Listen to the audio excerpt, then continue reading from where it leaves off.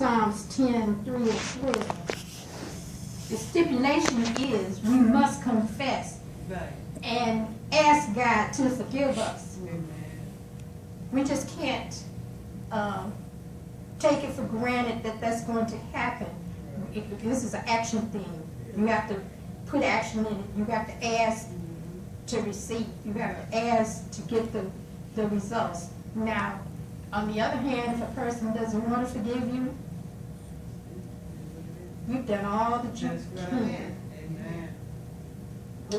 Wash your hands, shake the dust off your feet, and move forward. Because you've done what you've been required to do.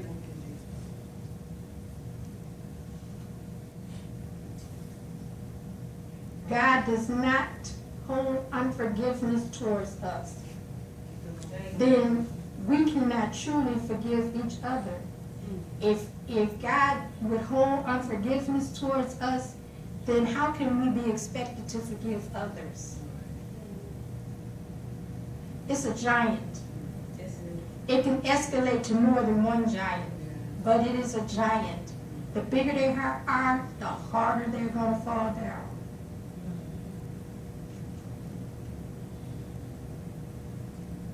Sometimes it can be a miscommunication.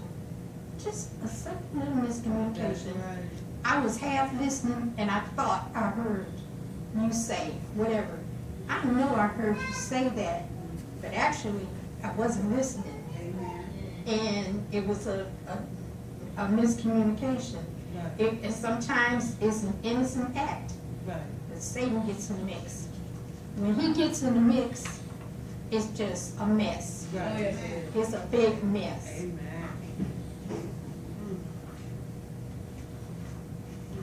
We could find Bible references on forgiveness.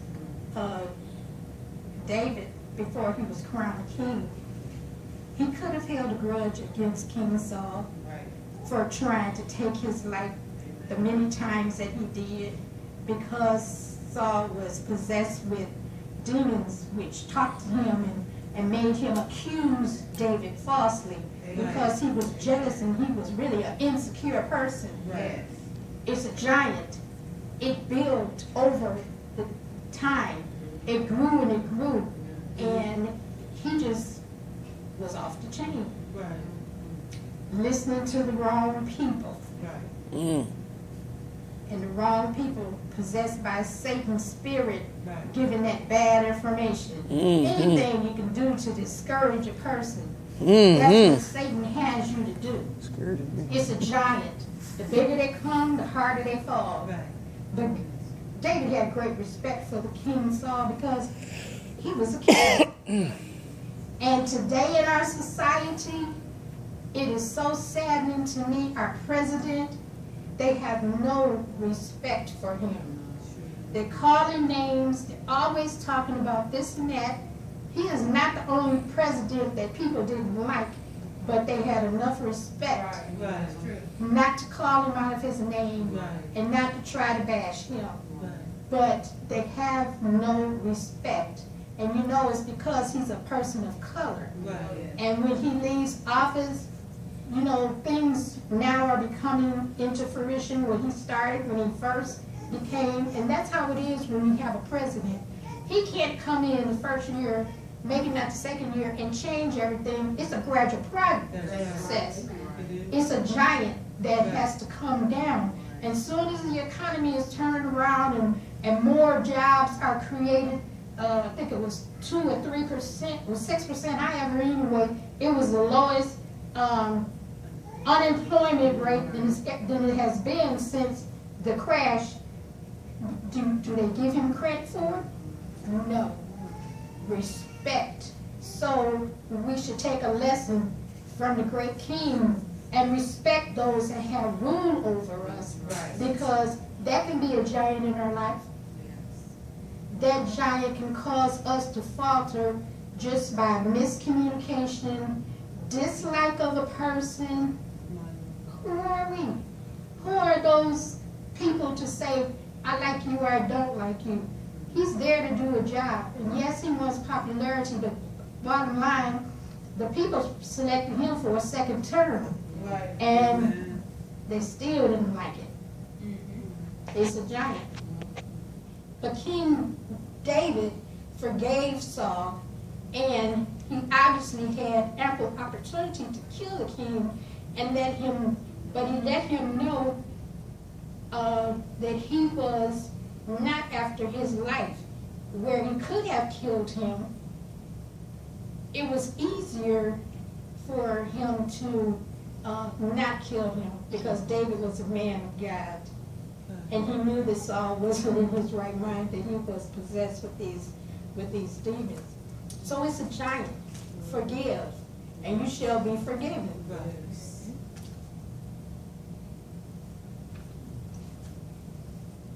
Forgiveness is a powerful giant. Powerful giant.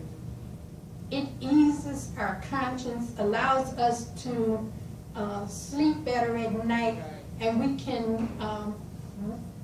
can face our neighbors without guilt or shame when we forgive. You can sleep better. Your whole attitude is better. Just for facing that giant.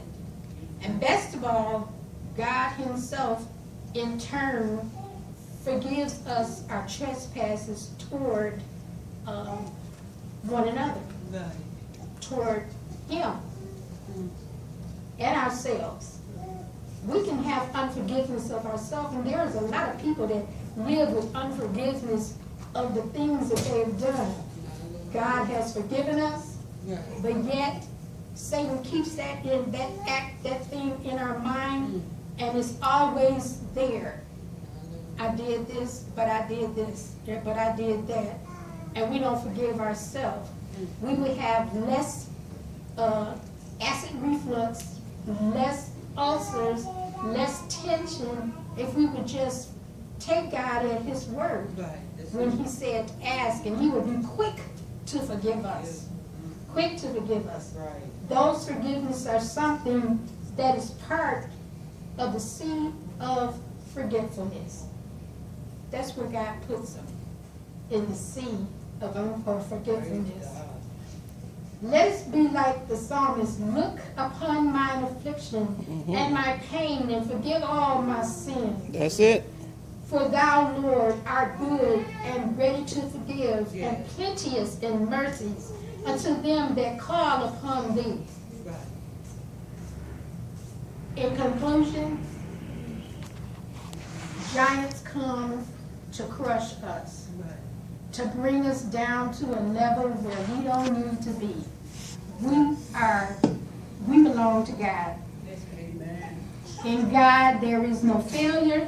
In God there is no sickness. In God there is no strife. In God there is no unforgiveness, because he's a forgiving, loving God. Put your trust in him.